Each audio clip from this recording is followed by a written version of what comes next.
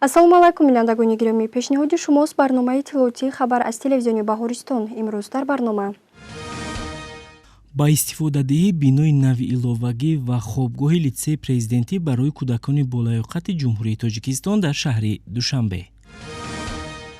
рӯзи дониш ва дарси сулҳ бо иштироки пешвои миллат.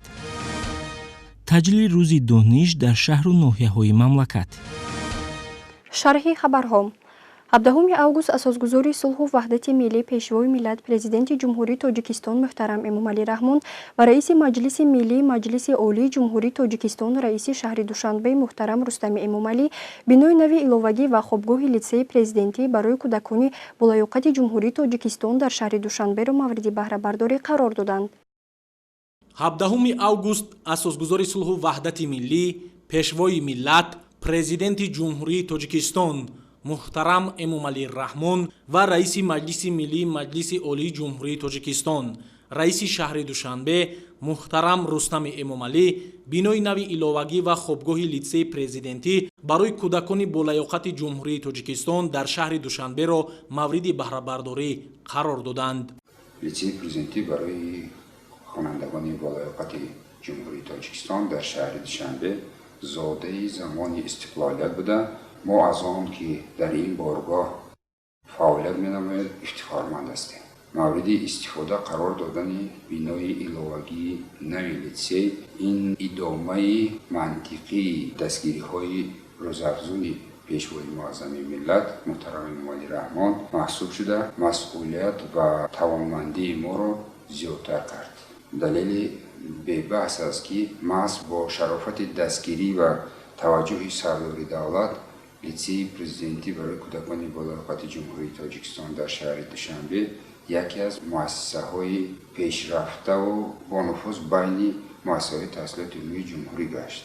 кулли кормандон ва толибилмони литсей ба сарвари хиратсолору маорифпарвар муҳтарам Эмомалӣ Раҳмон арзи сипос намуда баҳри боз ҳам беҳбуд бахшидани нишондиҳандаҳои фаъолият аз тамоми имкониятҳо самаранок истифода хоҳанд кард. иншооти навбунёд аз се қисми сеошиёна ва як бинои дуошиёна иборат буда масоҳати умумии он 11634 метри мураббаъро ташкил медиҳад. бинои иловагӣ барои 624 хонанда ва хобгоҳ барои 230 ҷой пешбинӣ шудааст.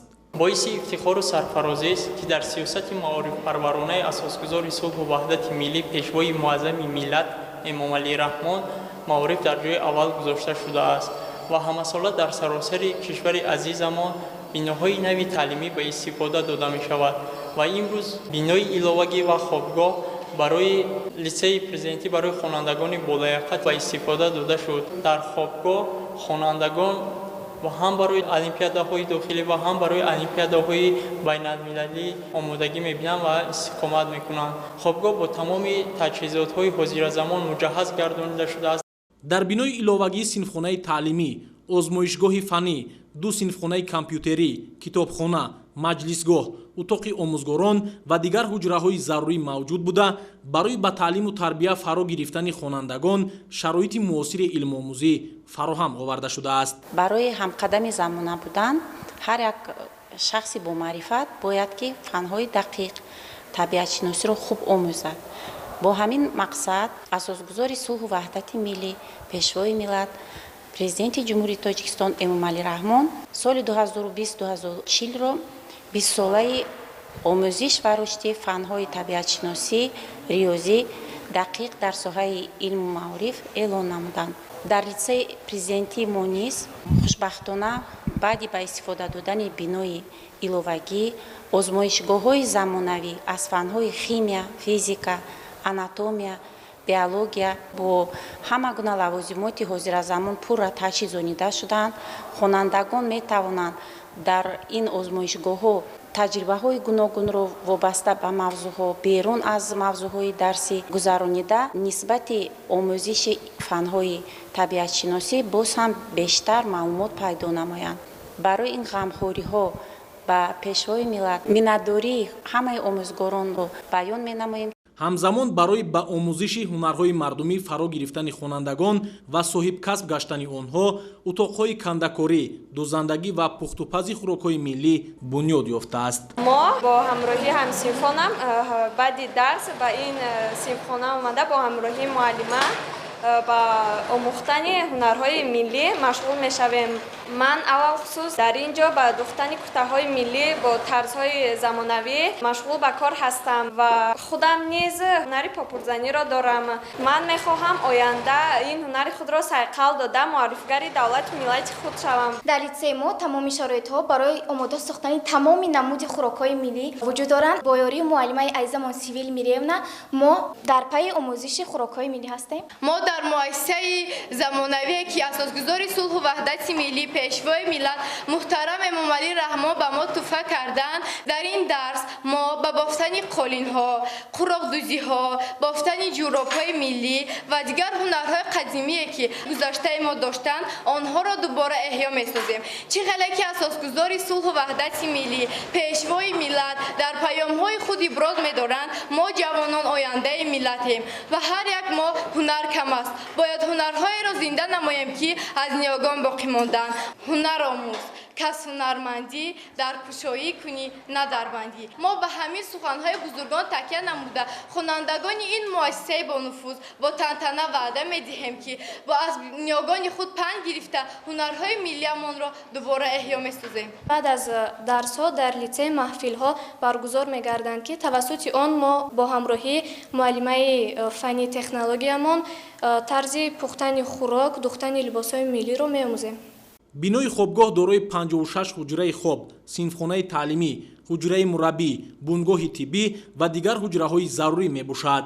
мавриди зикр аст ки литсеи президентӣ барои кӯдакони болаёқати ҷумҳурии Тоҷикистон дар шаҳри Душанбе аввалин литсеи президентӣ дар мамлакат мебошад ки соли 1998 аз ҷониби асосгузори сулҳу ваҳдати миллӣ, пешвои миллат, президенти ҷумҳурии Тоҷикистон муҳтарам Эмомалӣ Раҳмон таъсис дода шудааст.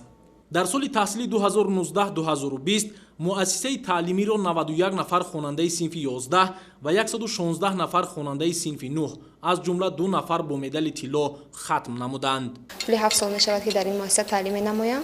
дар чандин озмунҳои сатҳи байналмилалӣ иштирок карда сазовори ҷойҳои намоён гаштам. озмунҳо дар давлатҳои Амрико, Малайзия, Руминия, Қазоқистон ва Ӯзбекистон ва дигар давлатҳои дунё гузаштааст ки дар ин озмунҳо иштирок карда сазовори 4 медали тилло, 1 медали нуқра ва 2 медали биринҷӣ гаштам.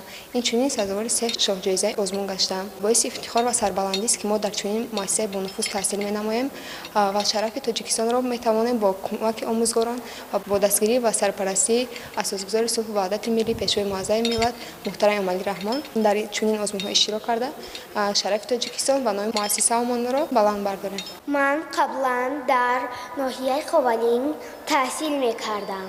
дар соли 2019 бо дастгирии асосгузори сулҳу ваҳдати миллӣ, пешвои миллат муҳтарам Эмомалӣ Раҳмон ба литсеи президентӣ барои кӯдакони болаёқати ҷумҳурии Тоҷикистон дар шаҳри Душанбе дохил шудам.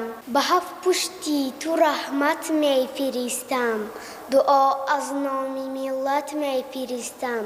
сипар шуд ҷони ширини ту бар мо, туро ҳар ҷо амонат мефиристам. ба номат эй барӯмандӣ ба номӯз, китоби пур зи ҳикмат мефиристам. ба таърихи тамаддун офариниш, туро покизати нан мефиристам. набуд осон ба даст овардани дил, ба дилдорон башорат мефиристам. зи номи миллати ояндасозам, ба олам дарси ибрат мефиристам. надорам ман тамаъ аз хони даврон, сухан бемузди меҳнат мефиристам. худоё ҳадияи ту бегазанд аст, воро пешво ба ваҳдат мефиристам. ман аз бо дастгириҳои падарона ба воситаи пешвои муаззами миллат имрӯз бози бинои иловагӣ ба истифода дода шуд ки дар ин бино тамоми шароитҳои нави барои илмомӯзӣ муайё гардидааст. аз ҷумла синфҳои лингафонӣ, лабораторияҳо барои талабагон пешкаш карда шуд. моро мебояд ки боз ҳам бештар илмомӯзем ва барои халқу ватани худ хизмат намоем. дар маҷмӯъ дар соли таҳсилӣ 2019-2020 хонандагони литсеи президентӣ барои кӯдакони болаёқати ҷумҳурии тоҷикистон дар шаҳри душанбе дар олимпиадаҳои сатҳи ноҳиявӣ, шаҳрӣ, ҷумҳуриявӣ ва байналмилалӣ иштирок намуда сазовори 122 ҷойи ифтихорӣ гаштанд. миннатдории худро аз номи худам ва аз номи кулли хонандагони ин муассиса ба асосгузори сулҳу ваҳдати миллӣ, пешвои миллат, президенти ҷумҳурии тоҷикистон ҷаноби олии муҳтарам Эмомалӣ Раҳмон мерасонам ки ба мо ҷавонон чунин шароитҳои мусоидро фароҳам овардааст. мо низ ҷавонони тоҷикистон вазифа дорем ки аз чунин қадрдонии ҷаноби олӣ истифода бурда дар донишомӯзӣ дар сафи аввал бошем ва дар иштирок дар олимпиадаҳои ҷумҳуриявӣ ва байналмилалӣ сафи пешро гирифта номи Тоҷикистонро баланд бардорем. иштирокчии олимпиадаҳои шаҳрӣ, ҷумҳуриявӣ ва байналмилалӣ ҳастам. дар олимпиадаи байналмилалӣ дар ҷумҳурии Туркия сазовори ҷойи дуюм гаштам ва инчунин дар кори хурди илмӣ дар даври шаҳрӣ сазовори шоҳҷоиза гаштам. аснои шиносоӣ аз иншооти навбунёд президенти мамлакат муҳтарам Эмомалӣ Раҳмон масъулони литсеи президентӣ барои кӯдакони болаёқати ҷумҳурии тоҷикистон дар шаҳри душанберо вазифадор намуданд ки то оғози соли таҳсили 2021 дар назди литсей боғчаи кӯдакона барои 300 нафар таъсис диҳанд. дар иншооти мазкур ҷиҳати замина гузоштан ба рушди малакаи зеҳнии кӯдакону наврасон ҷалби мутахассисони варзидаи соҳа зарур шуморида шуд. ҷавонон нерӯи созанда ва бунёдкори ҷомеа маҳсуб ёфта ояндаи дурахшони Тоҷикистон аз насли донишманду соҳибмаърифат вобастагӣ дорад. ҳукумати мамлакат нисбат ба масъалаҳои маориф ва ҷавонон аз ҷумла беҳтар намудани сатҳу сифати таълиму тарбия, соҳиби ихтисос гаштану бо ҷои кор таъмин шудани онҳо, инчунин мавқеи хоса пайдо намудани ҷавонон дар ҷомеа таваҷҷӯҳи махсус зоҳир менамояд. амалӣ намудани тадбирҳои зарурӣ имкон медиҳад ки ҷавонон дар рӯҳияи ватандӯстиву хештаншиносӣ ба воя расида дар партави сиёсати созандаи пешвои миллат муҳтарам Эмомалӣ Раҳмон барои боз ҳам обод гардидани Тоҷикистон ва ҳифзи истиқлолияту арзишҳои миллӣ саҳмгузор бошанд.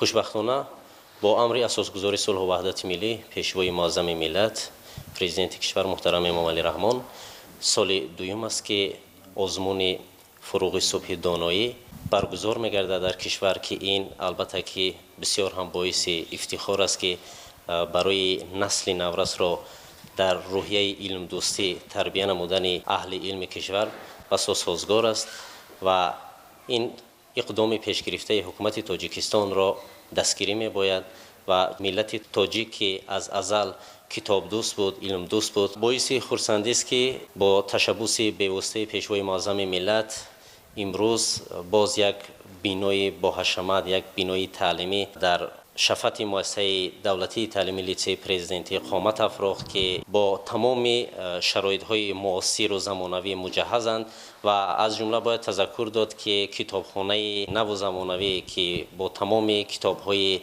адибони классику муосир яъне ки таҷҳизонида шудааст ва инчунин китобҳои тариқи электронӣ низ дар ин китобхона ҷой дода шудааст ки хонандагон наврасони муассисаи таълими литсеи президентӣ метавонанд аз ин китобхонаи бисёр ҳам зебову замонавӣ баҳраварда гарданд. бо шарофати истиқлолияти давлатӣ ва таваҷҷӯҳи бевоситаи президенти ҷумҳурии Тоҷикистон муҳтарам Эмомалӣ Раҳмон соҳаи маорифи мамлакат ба таври назаррас рушд карда сатҳу сифати таълиму тарбия низ комилан беҳтару хубтар шуд ва дастоварди хонандагони муассисаҳои таълимии мамлакат сол то сол афзун гардид. зери сиёсати маорифпаронаи асосгузори сулҳу ваҳдати миллӣ пешвои миллат муҳтарам Эмомалӣ Раҳмон имрӯзҳо сатҳу шароитҳо барои омӯзгорони муассисаҳои таълимӣ рӯз то рӯз сол то сол хубтар шуда истодааст. инчунин дар муассисаи таълимии литсеи президентӣ барои хонандагони болоиқати ҷумҳурии Тоҷикистон тамоми шароитҳо барои омӯзгорон муҳайё буда худи кабинети мо диди бо компютерҳои ҳозиразамон ва инчунин ҳамаи кабинетҳои фаннӣ бо шабакаи ҷаҳонии интернет пайваст мешаванд ки омӯзгорон дар вақтҳои холигӣ метавонанд аз ин сомонаи ҷаҳонии интернет самаранок истифода намоянд. дар пайравӣ ба сиёсати бунёдкоронаи роҳбарияти давлат ва ҳукумати ҷумҳурии Тоҷикистон мақомоти иҷроияи ҳокимияти давлатии шаҳри Душанбе солҳои охир ҷиҳати фароҳам овардани шароити мусоиди таълиму тарбия ва ҷавобгӯ ба бозори меҳнат тайёр кардани мутахассисон, тарбияи кадрҳои болаёқат, баланд бардоштани сатҳу сифати таълиму тарбия ва илмомӯзии насли наврас нақшаҳои мушаххасро амалӣ намуд. ифтихор аз он дорам ки омӯзгор ҳастам. собиқаи кориам дар ин муассисаи муқаддас 23 солро дар бар мегирад. аз фанни химия ба шогирдон дарс медоям. соли 2018 сазовори ҷоизаи президентӣ гардидам. то имрӯз қадршиносии пешвои миллатро ҳар лаҳза ба ёд оварда нисбати касби худам меҳрам меафзояд. вақто ки ба синфхона ворид мешавам, дарсро бо як самимияту муҳаббат оғоз менамоям. худро вазифадор намудам ки то сипарӣ гардидани 20-солаи омӯзиш ва рушди фанҳои табиатшиносӣ, риёзӣ дақиқ, шавқу ҳаваси хонандагонро нисбат ба фанни химия ва сафи шогирдонамро дар озмунҳо зиёд намоям. мавриди зикр аст ки фармоишгари иншоот дирексияи сохтмони иншооти ҳукуматии дастгоҳи иҷроияи президенти ҷумҳурии тоҷикистон, лоиҳакаш ҷамъияти саҳумии кушодаи пилҷ санъии осп ва пудратчии асосӣ ҷамъияти дорои масъулияти маҳдуди маҳмил 2012 мебошад. сохтмони ҳамин иншоотро ширкати мо маҳмил 2012 ба уҳда дошт. дар рафти сохтмон 40-50 нафар ба кор таъмин буданд.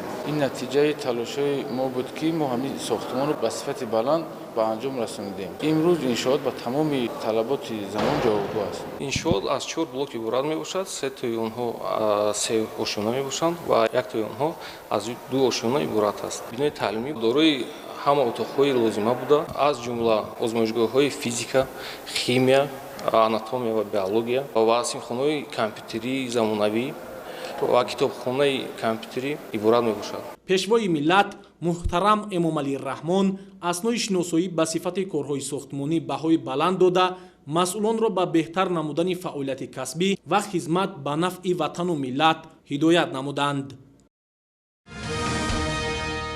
17 август асосгузори сулҳу ваҳдати миллӣ пешвои миллат президенти ҷумҳурии тоҷикистон муҳтарам эмомалӣ раҳмон бо раиси маҷлиси миллӣ маҷлиси олии ҷумҳурии тоҷикистон раиси шаҳри душанбе муҳтарам рустами эмомалӣ дар ноҳияи шоҳмансури пойтахт муассисаи таҳсилоти миёнаи умумии рақами 102-ро барои 2400 нафар хонанда дар дубаст мавриди баҳрабардорӣ қарор доданд.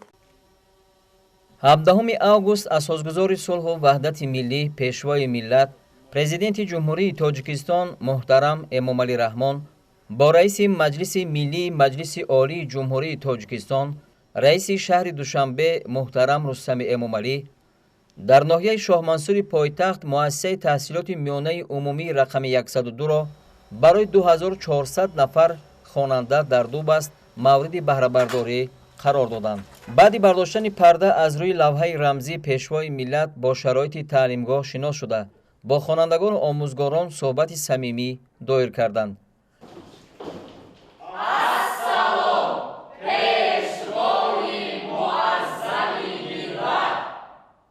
محترم جنابی عالی، من وسیله جمعه‌زاده خواننده صنف 8ای مؤسسه تحصیلات میانه عمومی رقم 102 ناحیه شاه منصور میباشم.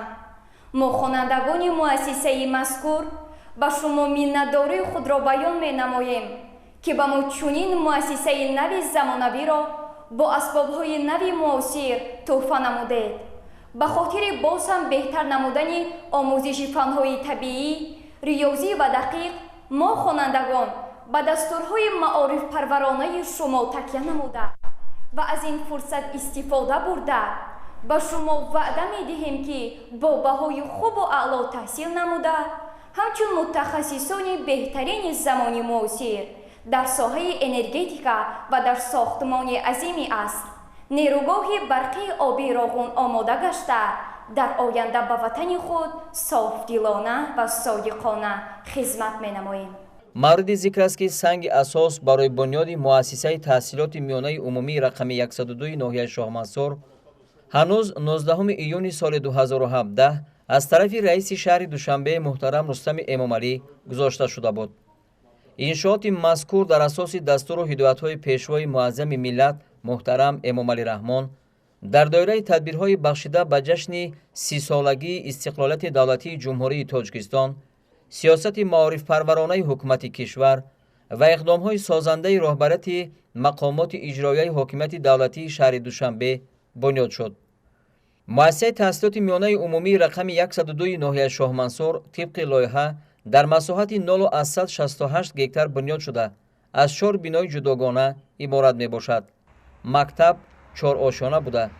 51 صنفخانه از جمله 38 صنفخانه تعلیمی، 2 صنفخانه لابراتوری، 1 صنفخانه کامپیوتری با 70 عدد کامپیوتر و 10 عدد پرینتر، 5 صنفخانه فنی فیزیک، کیمیا، جغرافیا، الگبرا و آمادگی دفاعی حربی، صنفخانه های تعلیم مهنت برای دختران و پسران، صنفخانه های لینگافونی، موسیقی، رسم کشی، آزمایشگاه، تالار ورزشی، مجلسگاه با 400 جای نشست، آشخانه برای 180 جای و کتابخانه، تالار خوانش کتاب با 70 جای نشست، کتابخانه الکترونی با 10 عدد کامپیوتر به اینترنت پیوست دارای 10,000 کتاب‌های بدیعی و تعلیمی عبارت میباشد. مکتب نو و زمانوی از طرف صاحبکار وطنی رهبر جمعیت سهامی کشاده تاجیک گیدرومونتاژ حرمت الله زیدوف طریق احسانکاری ساخته شده است.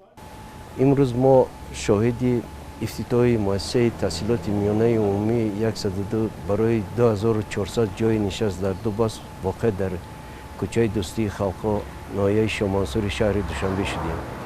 ساختمان مذکور در اساس نقشه کاری حکومت جمهوری تاجیکستان و قرار رئیس شهر دوشنبه به عهده جمعیت سهامی کشاده تاجیک گیدرومونتاژ واگذار گردید. بینای مؤسسه از مجلسگاه، ورزشگاه پوشیده، آشخانه، کتابخانه، صنفخانه های هر یک نمود فن، اتاقهای آموزگاران و یاری رسان عبارت بوده. هر یکی آن با تجهیزات های حاضر زمان معاصر مجهز گردانیده با طلبات های بین المللی مطابق کرده شده است. افتتاح انشاءات مذکور تحفه ارزنده پیشوای ملت به افتخار جشن 30 سالگی استقلالیت دولتی می باشد. باور کامل داریم که در این مؤسسه بنیادگردیان نورسان و جوانان با ملکه دانش خوب به کمال می رسند. در آینده در سطح دانش خود را صیقل داده سازنده آینده کشور عزیزمان گردیده و خلق و وطن محبوبمان خدمت می رسانند. در تعلیمگاه معاصرترین شرایط برای علم آموزی فراهم گردیده صنفخانه های علاهیده برای فنهای بیولوژی، شیمیا، آمادگی دفاع حربی و گیومتری تشکیل کرده شده است. همچنین در مکتب اتاقهای علاهیده آزمایشگاه بنیاد یافته برای در عمل گذراندن تجربه های گوناگون اسباب و عیانیت های درسی تامین گردیده است. همچنین در مکتب حجره های علاهیده کاری برای سازمان خوانندگان و پدر و مادران موجود است. والدان در حجره مخصوص که مانیتور نصب گردیده است می توانند به وارد ساختن خلل به جریان درس اشتراک فرزندان را در مشغولیت ها نظارت نمایند. باید گفت که همکاری مکتب با عائله در اساس قانون جمهوری تاجیکستان درباره مسئولیت پدر و مادر در تعلیم و تربیت فرزند خوب براه مانده شده است. من حبیبه کامل آموزگار فن زبان و ادبیات تاجیک شکرانه از آن میکنیم که محض با تشبث سیاست پیشوای ملت امروز برای اهل کلکتیو آموزگاران مؤسسه تحصیلات میانه عمومی رقم 102 ناحیه شاه منصور پایتخت عزیزمان روزی مقدس و فراموش نشونده است. زیرا قدم راهنمای مبارک دو ما را به سوی علم و دانش هدایت نموده به ما نیروی شکست ناپذیر ننگ و ناموس و افتخار ملی میبخشد.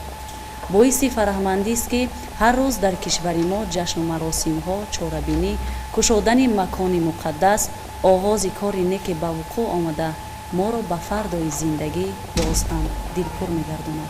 ابتکار خردمندانه پیشوای معظم ملت در سمت تبلیغ کتابخوانی و دانش‌اندوزی میان مردم کشور علل خصوص جوانان در جهان امروزه بی‌نظیر است. باعث آن گردید که هزارها جوانان در پرتو اعلام گردیدن آزمون جمهوریوی فروغ صبح دانایی روی به کتاب آورند. محض شرایط مساعد فراهم آورده پیشوای معظم ملت و حکومت مملکت بود که کل مردم روی به کتابخانه آورند و برای غنی گردانیدن معنویات از اثرهای عالم شمول فرزندان فرزانه ملت تاجیک بهره‌مند گردند. ضمن شناسایی به سرور دولت اطلاع دادند که در مؤسسه تحصیلات میانه عمومی رقم 102 به هنرآموزی طالب علمان توجه خاصه داده شده. اتاقهای علاهیده تعلیم مهنت پسرانه و دخترانه که با تمام دستگاه و تجهیزات ضروری تامین است گشوده شده است. در اینجا طالب علمان دوریدگری، کندکاری، دوختن سر و لباس و طرز آماده نمودن هر گونه طعام را می‌آموزند. همچنین برای دوستداران صنعت تصویری سیمخانه‌های علاهیده درسی که در آن نازکی‌های رسامی آموزانده می‌شود تشکیل گردیده است. برای از برنمودن تکنولوژی زمانوی سیمخانه تکنولوژی اطلاعاتی با معاصرترین دستگاه‌های کاری تامین گردیده است. با مقصد حفظ سالمی آموزگاران و طالب علمان در انشاءات مذکور حجره روانشناس و نقطه علاهیده طبی بنیاد یافته آن با جهاز ضروری کمک اولیه طبی تامین شده است. در برابر کارهای ساختمانی در گرد و اطراف انشاءات گل و بوته‌های آرایشی شنانده شده در راهروها نشستگاه‌ها گذاشته شده است. به خاطر عاموی گردانیدن ورزش و ترغیب طرز حیات سالم در مؤسسه تعلیمی تالار برهوا و معاصر ورزشی بنیاد یافته است که برای بازی‌های فوتبال، والیبال، بسکتبال و تربیت بدن پیش بینی گردیده است. بعد بنیاد مکتب در اینجا 40 نفر آموزگاران با کار تامین شدند. مورد ذکر است که فرزندان ساکنان 7 محله ناحیه شاه منصور از سبب نبودن مکتب تحصیل را در دیگر مؤسسه‌های تعلیمی ادامه می‌دادند. اکنون بعدی از جانب مقامات اجرایی حکومت دولتی شهر دوشنبه بنیاد شدن این درگاه علم مشکلات ساکنان حل گردید. سیده سیدزاده دیرکتور مؤسسه تحصیلات میانه عمومی رقم 102 ناحیه شاه منصور شهر دوشنبه. ما اهل کلکتیو آموزگاران مؤسسه تحصیلات میانه عمومی رقم 102 ناحیه شاه منصور شهر دوشنبه امروز خواستند از آن هستیم که محض با دستگیری‌های پیوسته اساسگذار صلح و وحدت ملی پیشوای ملت پرزیدنت جمهوری تاجیکستان محترم امامعلی رحمان یک مؤسسه نوی کلان و زمانوی به استفاده داده شد و ساختن و به استفاده دادن چنین مؤسسه‌های زمانوی ما آموزگاران را روز از روز باز هم مسئولیت ما را دوچار می‌گرداند و باعث افتخار و خرسندی ما آموزگاران می‌باشد. باید قید کرد که محله‌های بدخشان 1، بدخشان 2، پامیر، خاروخ، امینجان شکوهی، دوستی خلق‌ها تا امروز در این محله مؤسسه نبود و خوانندگان آن همین محله بسیار راه طولانی را طی کرده تحصیل را در دیگر مؤسسه‌های ناحیه ادامه می‌دادند، مخصوصاً مؤسسه تحصیلات میانه عمومی رقم 35 و امروز تمام ساکنان محله، تمام ما آموزگاران خواستند از آن هستیم که در محله مؤسسه نو زمانوی و استفاده داده شد.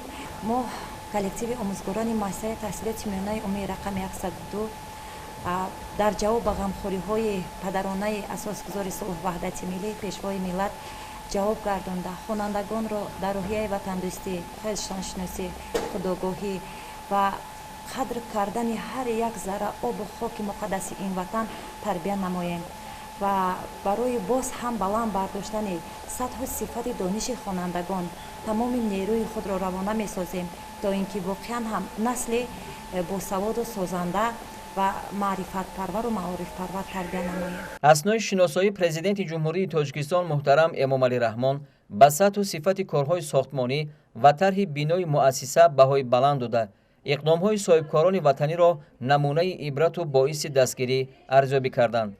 رهبرت مقامات اجرایی حکومت دولتی شهر دوشنبه در اساس نشاندادهای پیام پرزیدنت مملکت به مجلس عالی به مسئله بلند برداشتن سطح و صفت تعلیم و به دانش اندوزی فرا گرفتن نسل آینده ساز کشور توجه مخصوص ظاهر می‌کنند.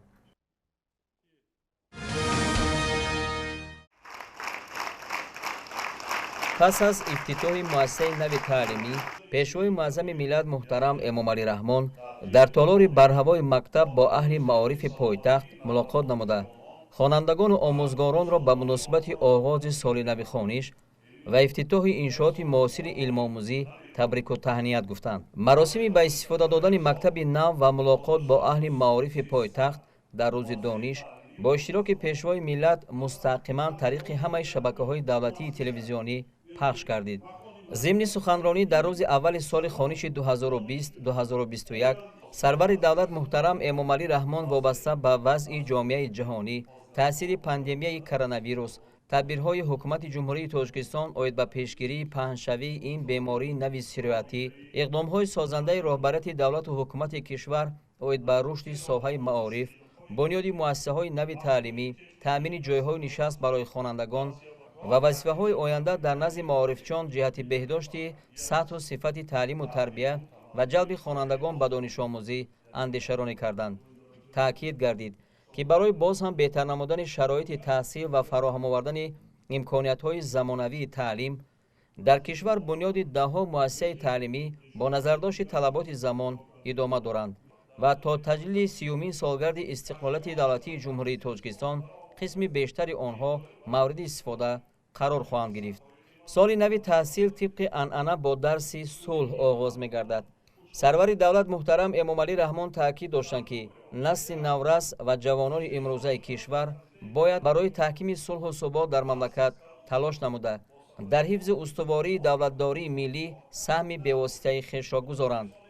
бинобар ин пешвои миллат устодону омӯзгоронро вазифадор намуданд ки якҷо бо падару модарон насли наврасро барои ҳифзу пойдории сулҳу субот, ваҳдати миллӣ ва боз ҳам мустаҳкам намудани давлати озоду соҳибистиқлоламон омода созанд. дар шароити кунунӣ илму дониш нишондиҳандаи асосии дараҷаи инкишофи ҳар як давлату миллат буда, бо раванди рушди нерӯи инсонӣ робитаи мустақим дорад. президенти мамлакат муҳтарам Эмомалӣ Раҳмон иброз доштанд ки мо солҳои 2020-2040-ро солҳои омӯзиш ва рушди илмҳои табиӣ, дақиқ ва риёзӣ эълон карда, тамоми сохторҳои илму маориф ва умуман муассисаҳои иҷтимоиро вазифадор намудем ки бо мақсади бунёди ояндаи дурахшон ба таълими илмҳои табииву риёзӣ зиёдтар таваҷҷӯҳ зоҳир намоянд ва мафкураи техникии насли наврасро қавӣ гардонанд. ба андешаи сарвари давлат шарти асосии амалӣ кардани ин ҳадаф беҳтар намудани сатҳу сифати таҳсилот, ҷорӣ кардани усулҳои нави таълим ва самаранок истифода намудани соатҳои дарсӣ дар муассисаҳои таълимӣ мебошад. мавриди зикри хос аст ки дар натиҷаи дастгириву ғамхориҳои давлату ҳукумати мамлакат ва татбиқи лоиҳаву барномаҳои давлатӣ дар тамоми шаҳру ноҳияҳои кишвар то ба имрӯз садҳо муассисаи нави таълимӣ бунёд гардида, таъмир ва ба шароити муосир мутобиқ гардонидани муассисаҳои таълимии мавҷуда бо маром идома дорад. дар замони истиқлоли давлатӣ шаклҳои нави муассисаҳои таълимӣ ҷорӣ гардида, дар шаҳру ноҳияҳои гуногуни Тоҷикистон 9 мактаби президентӣ бо фарогирии қариб 8000 хонанда, 75 гимназия барои зиёда аз 53 000 толибилм ва 71 литсей барои 36 000 шогирд таъсис дода шуд. айни ҳол шумораи муассисаҳои таҳсилоти миёнаи касбӣ дар мамлакат ба 75 ва шумораи шогирдони онҳо қариб ба 90 000 нафар расидааст ки аз онҳо 32 муассиса дар замони истиқлол ба фаъолият шурӯъ кардааст. дар ин давра муассисаҳои таҳсилоти олии касбӣ аз 13 ба 40 расидаанд ки ҳоло дар онҳо беш аз 227 000 нафар донишҷӯ ба таҳсил фаро гирифта шуда, шумораи хатмкунандагони замони истиқлол беш аз 600 000 нафарро ташкил медиҳад. инчунин зиёда аз 35 000 нафар ҷавонони мо дар муассисаҳои таҳсилоти олии кишварҳои пешрафтаи дунё таҳсил карда истодаанд. ҳоло пояҳои моддиву техникии муассисаҳои таълимӣ рӯз ба рӯз пурқувват шуда, технологияҳои муосир ба низоми таҳсилот пурра ворид гардиданд. ҳамаи ин иқдомот дар маҷмӯъ ба сатҳу сифати таълим таъсири мусбат расонда истодааст. муассисаи таҳсилоти умумии рақами 102 дар шаҳри Душанбе ки имрӯз ифтитоҳ гардид, аз ҷумлаи иқдомоти навбатии роҳбарияти пойтахти мамлакат арзёбӣ карда шуд.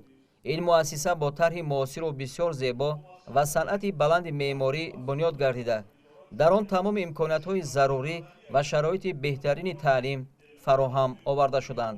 сарвари давлат муҳтарам Эмомалӣ Раҳмон зимни суханронӣ ба соҳибкори ватанӣ Зайдов Ҳурматулло, роҳбари ҷамъияти соҳмии кушодаи Тоҷик Гидромонтаж, барои ташаббуси ибратбахш изҳори сипос карда, ба сохтмончиён баҳри бунёди биноҳои хуштару замонавӣ ки ба омӯзгорону хонандагони пойтахт пешниҳод сохтанд баҳои баланд доданд. имрӯзҳо ба истиқболи ҷашни бузурги миллӣ 30-солагии истиқлоли давлатӣ, сохтмони иншооти соҳаи маориф дар ҳамаи шаҳру ноҳияҳои кишвар пеш аз ҳама дар деҳоти дурдаст бо суръат идома дорад. аз 1332 мактабу муассисаҳои томактабӣ ба нақша гирифта шуда, то моҳи августи соли 2020 367 муассисаи таҳсилоти миёнаи умумӣ ва 30 кӯдакистон сохта ба истифода супорида шудааст ки аз ин шумора 135 муассисаи таҳсилоти умумӣ ва 21 кӯдакистон аз ҷониби соҳибкорони ҳимматбаланду ватандӯси кишвар бунёд гардидааст. در کشور تنها در 6 ماه سال جاری 5 مؤسسه تا مکتبی و 37 مؤسسه تحصیلات عمومی ساخته به استفاده سپرده شده است. پیشوای ملت محترم امامعلی رحمان به همه صاحبکاران و تاجران، شخصان سخاوت پیشه و آنهایی که تشبس‌های رهبریت دولت و حکومت را دستگیری کرده برای فرزندان یعنی نسل آینده‌ساز انشاءات زمانوی تعلیمی بنیاد می‌کنند اظهار سپاس کردند.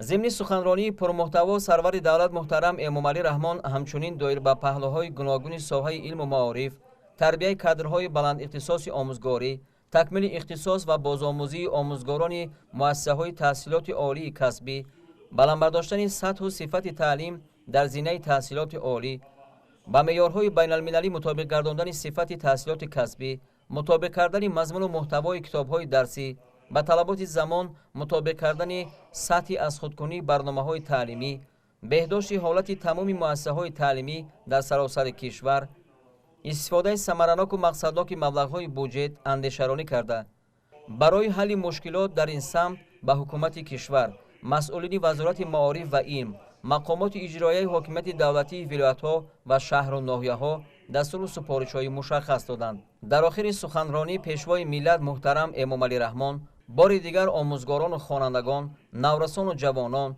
دانشجویان و تمام ساکنان مملکت را با روز دانش و آغاز سال نو تحصیل تبریک گفته به هر یک آنها سلامتی و برار و کامیابی آرزو کردند.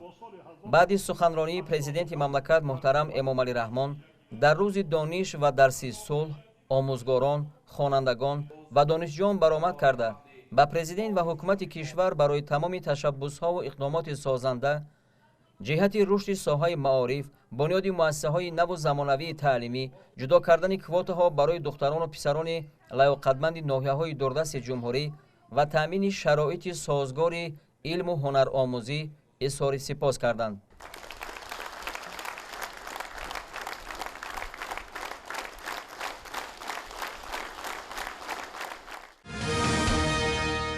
иштирокдорони чорабинӣ бо шукӯҳи рӯзи дониш андешаҳояшонро пас аз иштирок дар ин тадбир чунин баён доштанд. дар мулоқот бо президенти кишвар пешвои муаззами миллат иштирок доштем. албатта дар ин мулоқот пешвои миллат президенти кишвар аз бурдбориҳо дар соҳаи маориф, аз дастовардҳои беҳтарини соҳаи маориф гуфтугӯ доштанд ва албатта дар радифи ин гуфтаҳо ба камбудии норасогиҳо дар соҳаи маориф ишора намуданд ки агар дастовардҳо, агар пешравиҳо ин боиси ифтихор буд, албатта камбудии норасоиҳо ин боиси нигаронӣ буд. имрӯз тамоми роҳбарон ба фикрам хулосаҳои худро бароварданд. ҳар як роҳбари муассисаи таълимӣ барои худ қайд кард ки дар кадом самт корро ҷонок намояд, чунки ин мулоқот як барномаи мукаммале буд барои ба даст овардани муваффақиятҳо ва пешвои миллат қайд карданд ки камбудиҳо дар кадом риштаи таълим бештар ба назар мерасад ва моро вазифадор намуданд ки мо бояд ки ба таълими фанни забони русӣ, забонҳои англисӣ, ба таълими фанҳои табиӣ, риёзӣ, математика, химия, физика бештар диққат диҳем ва хонандагонро бештар ва хубтар омода намоем ки дар оянда онҳо баъди хатми муассисаҳои таълимӣ ба донишгоҳҳои олии кишвар қабул шуда ҳамчун як ихтисосманди кори хуб, ҳамчун як ояндасози миллат ба воя расанд ва дар нашъу нумӯи тоҷикистони азизи худ саҳмгузор бошанд. мо хонандагонро лозим меояд ки бо ин қадар шароитҳои замонавӣ сатҳи дониши худро сайқал дода барои ояндаи миллат саҳми худро гузорем. хушбахт аз он ҳастам ки дар чунин даври соҳибистиқлолии кишвар умр ба сар мебарам. имрӯз рӯзи аввали донишро дарси сулҳро ҳамроҳи ҷаноби олӣ пешвои муаззами миллат мо ҷашн гирифтем. барои мо ҷавонон ин боиси хушбахтист, зеро ки дарси сулҳ ин дарси бисёр ҳам барои мо муҳим аст ва мо аз ҳамаи он суханҳои ҷаноби олиро сармашқи кори хеш дониста пай омӯхтани илм мекардем ва дар донишгоҳ низ бо баҳои аъло таҳсил карда барои ватани азизи худ хизмати содиқона ва софдилона мекунем. зеро ки ончуноне ки пешвои муаззами миллат қайд менамоянд, ҷавонон ояндаи миллат ҳастанд ва мо низ аз боварии пешвои муаззами миллат намебароем ва ба боварии он кас содиқ мемонем. سرور دولت در سخنرانی بیشتر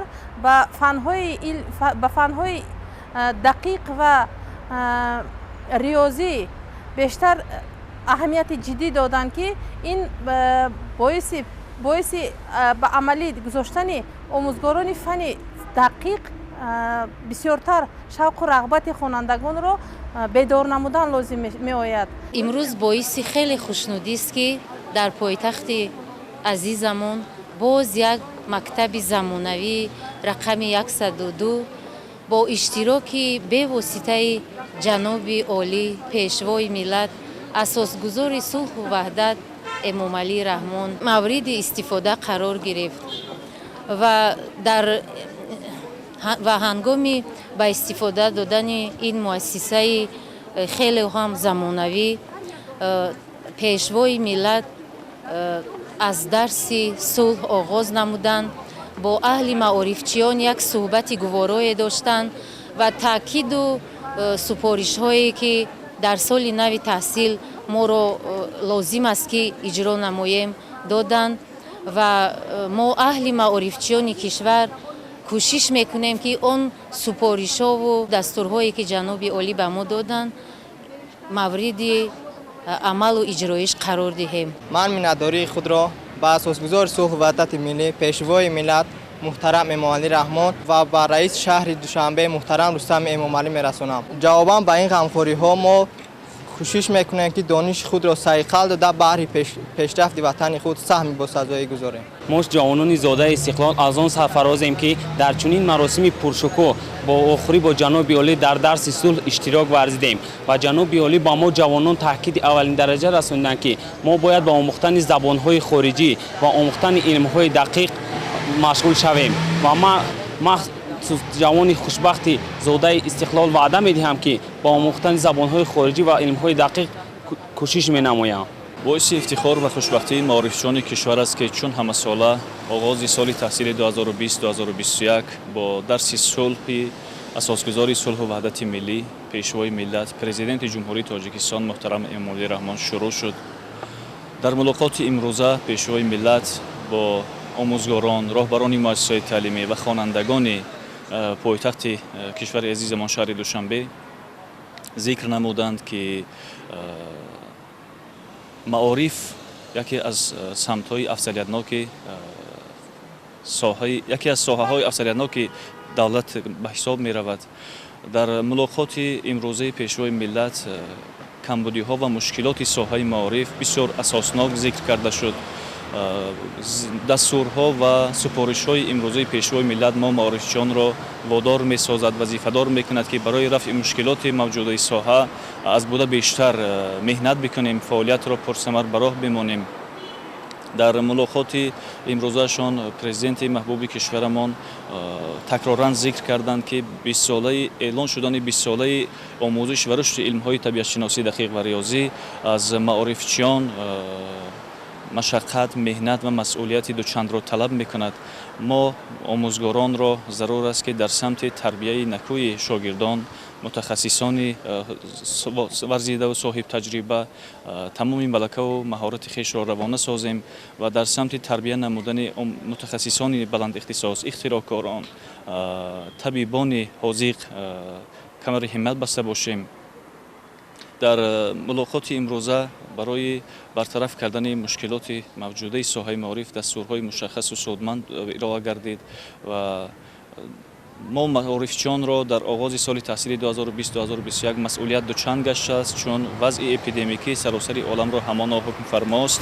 این از ما آموزگاران و اهل معارف کشور تقاضا میکند وضعیت که با احتیاطکاری، با اندیشیدن چاره‌های بی‌ضررگردانی در دوام سال تحصیل فعالیت را به راه مانیم و حیات خود، شاگردان و عزیزان را، خصوصا حیات جامعه‌ای که عزیز کشور را زیر خطر نگذاریم و آغاز سال تحصیل 2020-2021 را به کل معارفچیان کشور، همکسبان عزیزمان و خوانندگان دوسترو مبارک می‌خوانم. омӯзгорону хонандагони литсеи президентӣ барои кӯдакони болаёқати ҷумҳурии тоҷикистон низ аз бинои замонавӣ ва шароити арзандаи таълим хушҳол буда миннатдории худро ба ҳукумати ҷумҳурии тоҷикистон хусусан асосгузори сулҳу ваҳдати миллӣ пешвои миллат президенти ҷумҳурии тоҷикистон муҳтарам эмомалӣ раҳмон расониданд. кор ва сарфарозист ки имрӯз асосгузори сулҳу ваҳдати миллӣ пешвои миллат муҳтарам эмомалӣ раҳмон қадами мубораки худро ба литсеи президентӣ ранҷа намуданд ва бинои нави иловагии муассисаи таълимии литсеи президентӣ барои хонандагони болоёқати тоҷикистон ба истифода дода шуд. Бахшида ба эълон гардидани солҳои 2020-2040 рушди фанҳои дақиқ табиатшиносӣ дар муассисаи таълимӣ ҳамаи кабинетҳои фаннӣ пурра муҷаҳҳаз гардонида шуда истоданд. Чун ҳамасола бо иштироки пешвои муаззами миллат дар муассисаҳои таълимӣ рӯзи дониш дарси сулҳ баргузор мегардад ки хонандагон ва инчунин тамоми сохторҳои ва мақомотҳои ҷумҳурии тоҷикистон пахши мустақими онро тамошо мекунанд ва таъссуроти худро аз баромадҳои пешвои миллат оид ба самтҳои рушди соҳаи маориф бар дӯши худ мегиранд.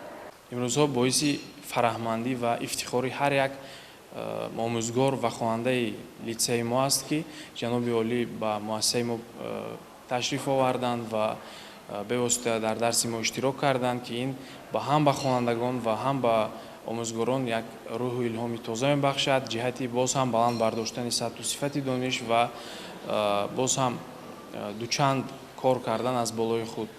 Ва имрӯзҳо ҳамчунин бояд таъкид кард ки дар муассисаи мо якчанд лабораторияҳои фаннӣ барои фанҳои химия, биология ва физика, ҳамчунин технологияи иттилоотӣ кушода шуд ки ҳамаи онҳо дорои стандарти байналмилалӣ мебошанд. Ҳамаи шароитҳои лабораторие ки дар сатҳи байналмилалӣ аст дар ин ҷо мавҷуд аст ва мо акнун метавонем ки дилхоҳ дарсҳои озмоиширо ки бевосита худи хонанда иҷро мекунад дар ин ҷо гузаронем ва аз фурсати бисёрам муносиб истифода карда боз ба асосгузори сулҳу ваҳдати миллӣ пешвои миллат сипосгузорӣ ва миннатдории амиқи худро гуфта ҳамзамон гуфтанӣ ҳастам ки боз дар оянда ҷиҳати тақвият ва рушди фанҳо ва илмҳои дақиқ мо камари ҳиммат баста кӯшиш мекунем ки ба дастовардҳои аз ин ҳам беҳтар боз ноил гардем.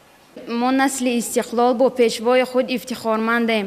ман аз номи худ ва аз номи тамоми омӯзгорон ва хонандагони литсе миннатдории худро ба пешвои миллат мерасонам ки ба мо беҳтарин боргоҳи хирадро ки дорои тамоми шароитҳои сатҳи байналмилалии таҳсил аст ҳадя намуданд.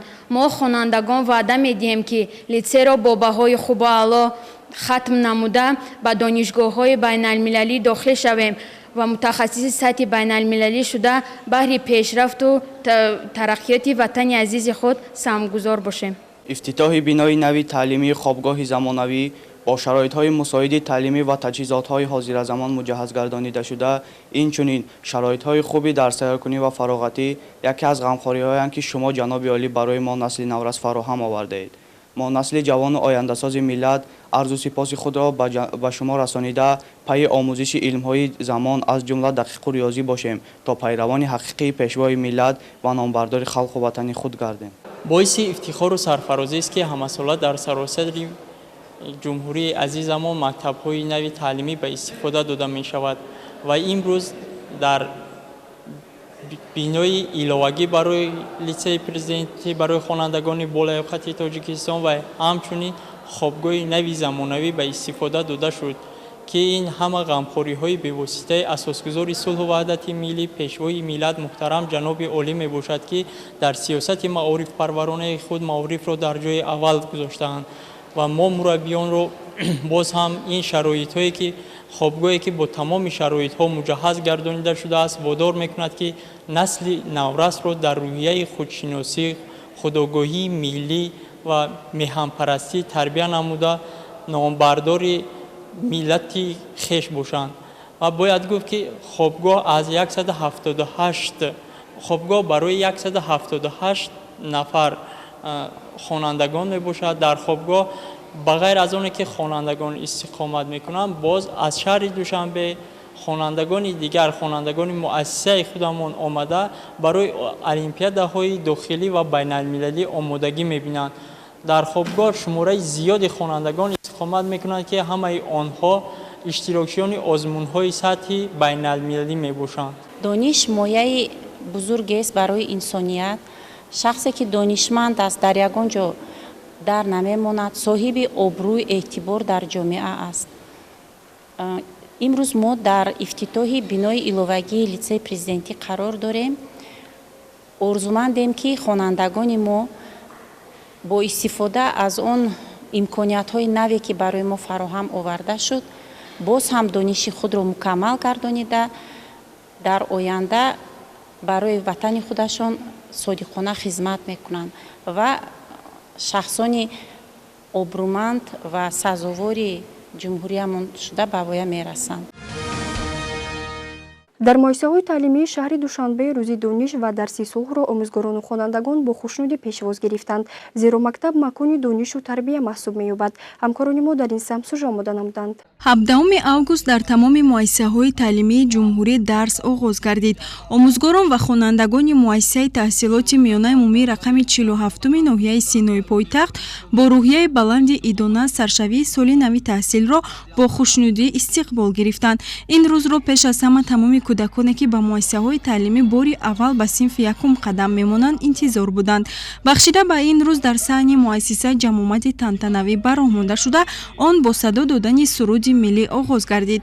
сипас масъулини таълимгоҳ кулли омӯзгорон ва хонандагонро бо фаро расидани соли нави хониш табрику таҳният гуфта, иброз доштанд ки дар соли нави таҳсили 2020-2021 мо аҳли омӯзгорони муассисаи номбурда саъю кӯшиш менамоем ки сатҳу сифати таҳсилро дар мактаб дар сатҳи зарурӣ бароҳ монда, насли наврасро ба донишомӯзӣ ҷалб намоем. бо риояи қоидаҳои санитарӣ гигиени хонандагон ба муассиса ворид гардиданд. дар синфхонаҳои таълимгоҳ дарси сулҳ баргузор гардид. дар он омӯзгорон ба насли навраз моҳияти сулҳ ва рӯзи донишро фаҳмониданд. ҳамчунин насли навраз дар васфи ватан, сулҳу суботи кишвар шеъру суруд қироат намуданд. бино ба иттилоъ имсол дар таълимгоҳи мазкур 584 нафар хонанда таҳсил менамояд, ки аз ин шумора 46 нафарашро хонандагони синфи якум ташкил медиҳад, ки барои онҳо синфхонаҳои кушоду барҳаво муҷаҳҳаз бо лавозимоти хониш фароҳам гардида аст. инчунин омӯзгорон ва хонандагони синфҳои болоии муассиса дар толори таълимгоҳ суханронии асосгузори сулҳу ваҳдати миллӣ, пешвои миллат, президенти ҷумҳурии Тоҷикистон муҳтарам Эмомалӣ Раҳмонро таърихи оинаи нилгун тамошо намуданд.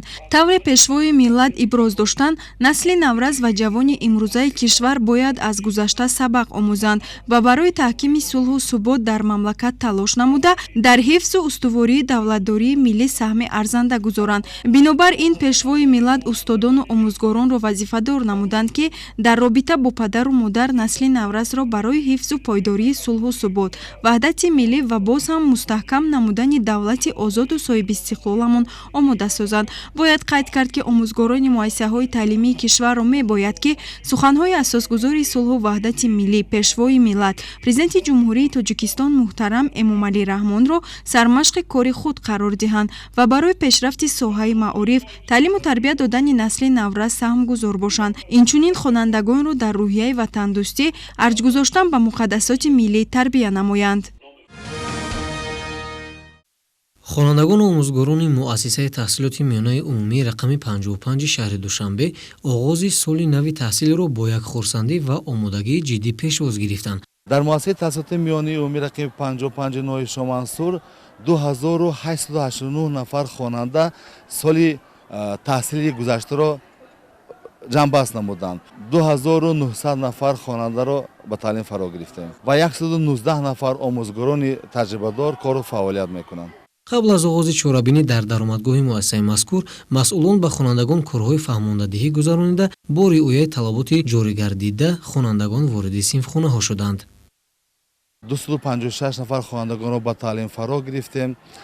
барои омодагӣ ба соли нави хониш албатта маъмурияти мактаб, ҷомеаи омӯзгорони мактаб تیاری خوب دیدیم و از پدر مادرها خواهش کردیم فرزند خود را در وقت به مؤسسه روانه کردن با اون موادهایی که بی ضرر میگرداند از جمله نقاب و آنتی سپتیک و دیگر موادها تامین کنند که تا که فرزندشان از خودش را احتیاط کند. این روز مخصوصا برای نفرانی که به صنف یکم قدم میمانند خاطرمون است. همه خردسالانی را که در 5 صنف اولین مراتبه وارد صنف خانه مکتبی شدند آموزگاران با محبت پیشواز گرفتند. سمیه سعداللهیوا نیز از زمره نفرانی است که بار اول به مکتب قدم مانده است. در نزد همه با شوق از یاد گفت. مادر جان مادر جانی مهربان غیر تو از برایم بر همه اوی عالم کسی عزیزتر نیست چون تو کسی دیگر نیست. موضوع ها اصلا درباره وطن، درباره مادر، دوست داشتن پدر و مادر، حرمت کردن کلانسالان گذاشتیم. این خوانندگانی که اولین بار به زینه مکتب قدم موندن با آنها ما مشغولیت ها میگذرونیم تا اینکه آنها در آینده شخصان بزرگ به وی رسند. در مؤسسه تحصیلات میانه عمومی رقم 23 شهر دوشنبه نیز آموزگاران درس صلح و با خوانندگان صحبت‌های جالب و شوق‌آور گذراندند. در این مؤسسه نیز قبول خوانندگان طبق طلبات جاری گردیده صورت گرفته در هر صنف خانه موادهای ضد عفونی و آنتیسپتیکی برای رعایت گیگینه شخصی خوانندگان گذاشته شده است. امسال مؤسسه ما برای جلب نمودن خوانندگان را با صنف یکم و صنف‌های بالایی با یک تجلیل نو قبول نمودیم که خوانندگان صنف‌های 1 و 4 برای درس صلح را در صنفخانه‌ها گذراندند. خب برای صنف‌های بالایی باشد طریق آینه نیلگون پیام اساسگذار صلح و وحدت پیشوای ملت پرزیدنت جمهوری تاجیکستان محترم امامعلی رحمان را تماشا نموده.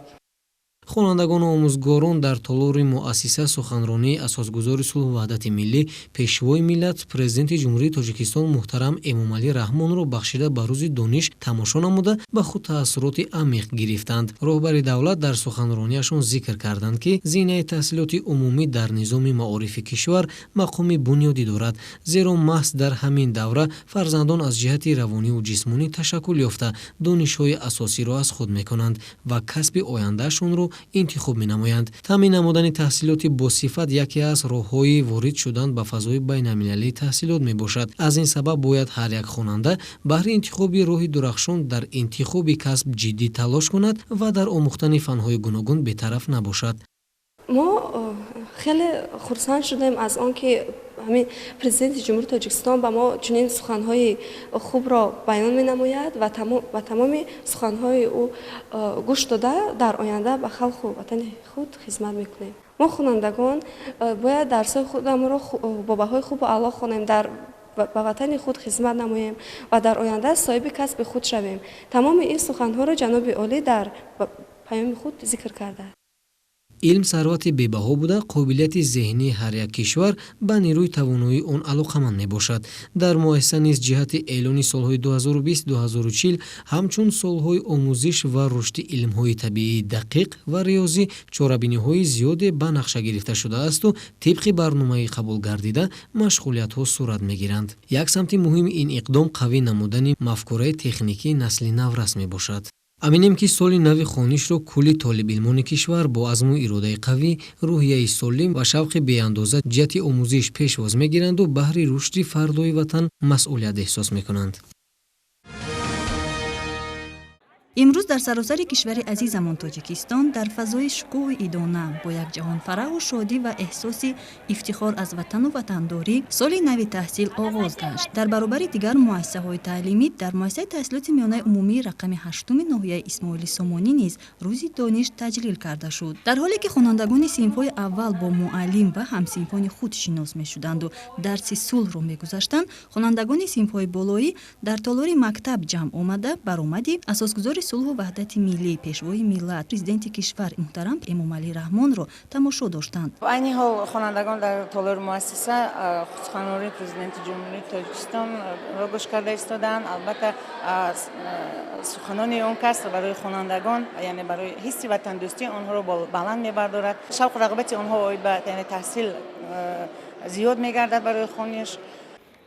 имсол барои ҳар хонанда дар баробари сару либоси мактабӣ, китобу дафтар ва дигар лавозимотҳои дарсӣ бо худ доштани ниқоб ва маҳлули безараргардонӣ низ ҳатмист. Штавре роҳбари муассиса иброз намуд, мактаб ба соли нави хониш пурра омода буда, симхонаҳо безарар гардонида шудаанд. муассисаи таҳсилоти миёнаи умумии рақами 8 ноҳияи исмоили сомонии шаҳри душанбе дар як шароити нави ки соли таҳсил имрӯз 17 август оғоз гардид, хонандагонро қабул кардему. дар даромадгоҳ тамоми воситаҳои антисептикӣ гузошта шудааст ва хонандагон ва падару модарон ки вориди саҳни мактаб мегарданд, ҳарорати онҳо санҷида мешавад ва дастошон бо маҳлулҳои антисептикӣ тоза карда мешавад, яъне безарар гардонида мешавад. муассиса дар роҳравҳои муассиса самтҳои ҳаракати хонандагон нишон дода шудааст ва ин самтҳоро риоя мекунанд. инчунин дар синфхонаҳо низ мо дар ҳамаи синфхонаҳо барои дастшӯии хонандагон собун ва собуни моеъ гузошта шудааст ва бо хонандагон ва падару модарон барои нигоҳ доштани масофа, барои пешгирии ин бемории COVID-19 корҳои фармондидаҳӣ бурда истодаем. дар муассисаи таҳсилоти миёнаи умумии рақами 6 ноҳияи исмоили сомонӣ низ соли хониш бо дарси сулҳ оғоз гардид. хонандагон дар толори муассиса суханронии асосгузори сулҳу ваҳдати миллӣ, пешвои миллат, президенти ҷумҳурии Тоҷикистон муҳтарам Эмомалӣ Раҳмонро ба муносибати рӯзи дониш тамошо карданд. штаври хонандаи ин муассиса мегӯяд, ҳар як суханронии сарвари давлат ба ӯ ва дигар ҳамсинфонаш рӯҳу равони тоза бахшида барои боз ҳам беҳтару бештар дониш андохтан роҳнамоӣ мекунад. ҳоло мо яъне дар паёми асосгузори сулҳу ваҳдати миллӣ пешвои миллат президенти ҷумҳурии Тоҷикистон иштирок доштем ва бисёр ҳам суханҳои хуб гуфтанд ва ҳамин қадар чизро бояд мо дар хотир дорем ки ҷаноби олӣ ҳамин як чизро бисёр ҳам таъкид менамояд ки ҷавонон ояндасози миллатанд ва бояд мо ана ҳамин гапро бисёр ҳам такрор ба такрор ба гӯши худ гирем ки агар ки мо ояндасози миллат бошем, пас мо бояд чӣ кор кунем? Мо бояд бо баҳои хуб ва аъло пеш аз ҳама яъне хатм намоем мактабро ва ба донишкадаҳои олии дохили давлатӣ ва берун аз давлатӣ рафта яъне таҳсили илми худро бисёр ҳам баланд намоем. бояд гуфт ки дар муассисаи мазкур барои пешгирии бемории сироятии коронавирус COVID-19 ҳама чораҳои санитарию гигиенӣ андешида шуда, хонандагон ҳама бо ниқобҳо ба дарс ҳозир шудаанд. мо асосӣ бояд аз бемории сураткунда кӯдакора им дорем, яъне мо бояд дар ҳар як симхона на зиёда яъне 20 нафар хонанда иштирок кунад ва масофа байни онҳо 1.5 метр бошад ва дар сим на зиёда аз 20 парта бошад ва ҳар як хонанда бояд бо ниқоб ва антиспект ва дастпӯшак бояд таъмин карда бошад. дар мактаб корҳои безараркунонӣ бисёр хуб баро монда шудаастанд, яъне мо ҳам хилор дорем, ҳам антиспект дорем ва ҳароратсанҷак. ҳар як омӯзгор дар синфҳояшон аз ҳароратсанҷак таъмин ҳастанд. омӯзгорон ва хонандагони муассисаи таҳсилоти миёнаи умумии рақами 45 ноҳияи фирдавсии пойтахт низ дарси сулҳро бо рӯҳияи баланди ватанпарварӣ оғоз намуда, омӯзгорон бори дигар ба шогирдон муҳимияти пойдории сулҳу оромиро таъкид намуданд. сулҳ беҳтарин неъмати худованд аст ва хушбахтона мо халқи тоҷик бо дастгирии пешвои маъзами миллатамон муҳтарам Эмомалӣ Раҳмон президенти кишварамон имрӯз ҷашн мегирем ва ҳар сола дар кишвари мо рӯзи дониш маҳз ба мавзӯи сулҳ рӯзи дониш оғоз мегардад ва мо омӯзгорон ва хонандагони муассиса ин рӯзро бо тантана пешвоз мегирем ва баъди таътили тӯлоние ки мо имсол доштем, мо аз ин ифтихор мекунем ки боз бо сари баланд ба ҳамин қуллаи мурод расидем, ба ҳамин қуллаи маърифат расидем.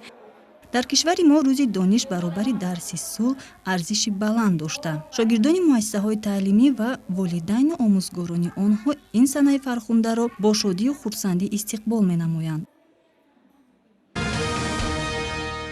моҳияти сулҳу ваҳдатро омӯзгорони шаҳру ноҳияҳои вилояти хатлон дар рӯзи дониш ба хонандагон фаҳмониданд. дар ин рӯз пеш аз ҳама аз хонандагон даъват ба амал оварда шуд ки вобаста ба вазъияти ба амал омада гигиенаи шахсиро риоя намоянд. гузориши ҳамкорони мо дар ин хусус. طبق دستور سپارش‌های حکومت جمهوری تاجیکستان درس صلح یعنی اول روز دانش در ماه آگوست پیش از آغاز سال خوانش برگزار گردید.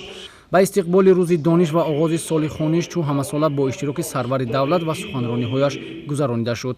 در این روز دانشجویان و آموزگاران دانشکده انرژتیکی تاجیکستان و خوانندگان و آموزگاران مؤسسه‌های تعلیمی جماعت شهرک باختریان ناحیه کوشانیان برای استقبال از روز دانش آمادگی دیده در مؤسسه‌های تعلیمی سخنرانی‌های اساسگذاری صلح و وحدت ملی پیشوای ملت را وابسته به روز دانش تماشا کردند.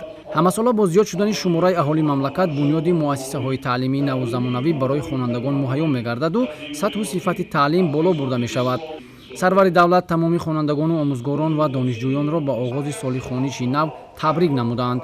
گفته شد که آینده درخشان هر یک دولت و ملت از مکتب و معارف سرچشمه گرفته تربیت نسل نورس و کادرهای بالیاقت پیشبرنده جامعه امروزه از زینه پایانی آغاز می‌یابد. با زحمت و تلاش‌های شبانه روزی پرزیدنت مملکت محترم امامعلی رحمان ساحه علم و معارف را به ترقی نهاده در دوران صاحب استقلالی یک قطار مکتب‌های نو بنیاد یافته است که در بالا بردن دانش خوانندگان و دانشجویان مساعدت می‌کند.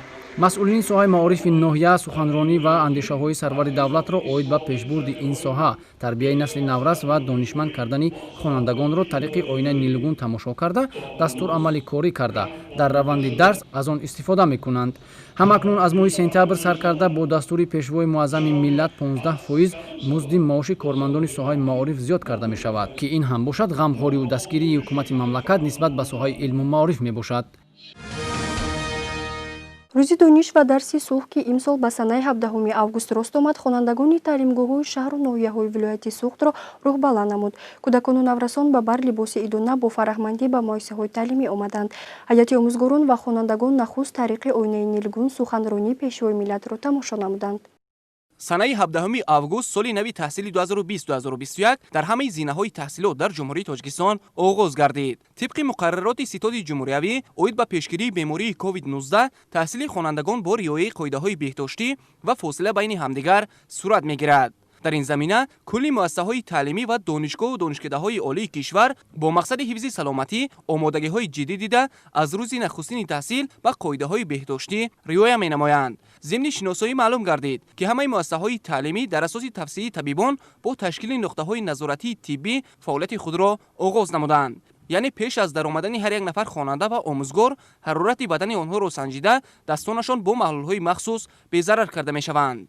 شکرانه استقلالیتی دولتی جمهوری تاجیکستان است که امروز با سیاست پیشگرفته جناب عالی محترم امامعلی رحمان 17 август سال 2020 سال نوی تحصیل برای تمام خوانندگان، دانشجویان و کلی کارمندان ساحه معارف سال نوی تحصیل آغاز گردید. امروز در مؤسسه تعلیمی دولتی برای خوانندگان بالیاقت در شهر خوجند با رعایت تمام قاعده‌های گیگینی شخصی که برای پیشگیری از بیماری سرایتی کووید 19 یعنی کرونا ویروس تمام شرایط مهیا است در مؤسسه ما. چطوری که می‌بینید خوانندگان ما با رعایت فاصله بین همدیگری فاصله اجتماعی را رعایت نموده به مؤسسه وارد می‌شوند. ما از چنین شرایط‌های خوبی که برای کارمندان ساحه معارف پیشوای ملتمان مهیا گردانیدند استفاده برده برای باز هم بهتر گردیدن صفت تعلیم و تربیت کوشش به خرج میدیم. تشکیل اتاق طبی و تامین با جهاز ضروری کمک اولیه طبی و سانیتری از زمره دیگر تدبیرها در سمت پیشگیری از بیماری کووید 19 در مؤسسه‌های تعلیمی میباشد. امروز خوانندگان و آموزگاران با رعایت فاصله اجتماعی به سال نوی تحصیل آغاز نمودند. وابسته به آغاز سال تحصیل یک قطار چاره‌بینی‌ها در مؤسسه برای آمادگی اجرا کرده شد در مثال آنکه در فرش‌های راهروها اشاره سمت‌ها گذاشته شد. در درآمدگاه‌ها اشاره‌هایی که فاصله اجتماعی رعایت کردن خوانندگان طلب می‌کرد آماده کرده شد و در برابر این طبق توصیه یکم وزارت معارف علمی جمهوری تاجیکستان عاید به آمادگی مؤسسه‌های تعلیمی در دوره پاندمی چه فاصله اجتماعی در صنف‌ها نیز رعایت کرده شده است. وابسته به امکانیت دوری بین خوانندگان از 1 تا 1.5 متر جای نشست آنها معین کرده شد و در صنف‌ها این عملی کرده شده ایستاده است. کلی خوانندگان و آموزگاران مؤسسه‌های تحصیلات میانه عمومی و دانشگاه و دانشکده‌های ولایت سوق نیز درس صلح اساسگذاری صلح و وحدت ملی پیشوای ملت پرزیدنت جمهوری تاجیکستان محترم امامعلی رحمان را تماشا و گوش کردند.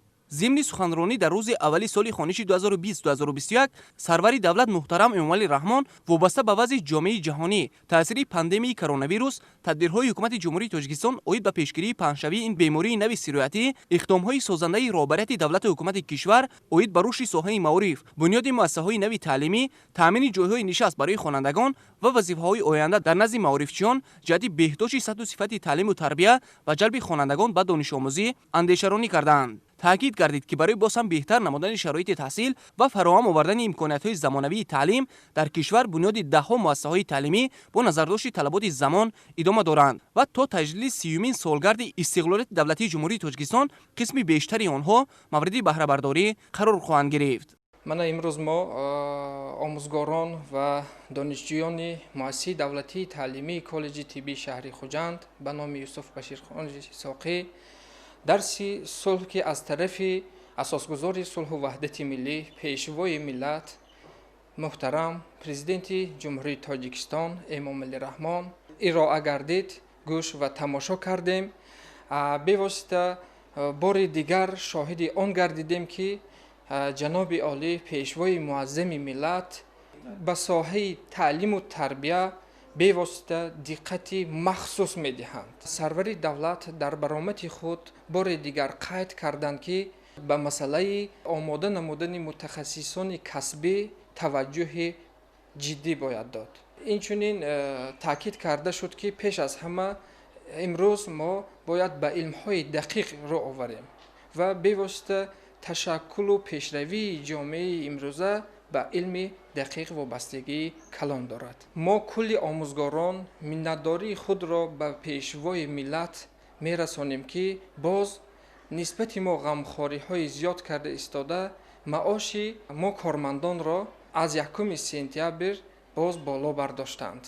جواباً در غمخواری و دستگیری های پیشوای ملت ما از هر وقت دیده بیشتر خوبتر سهم خود را برای پیشرفت تعلیم و تربیت نسل نورس میگذاریم.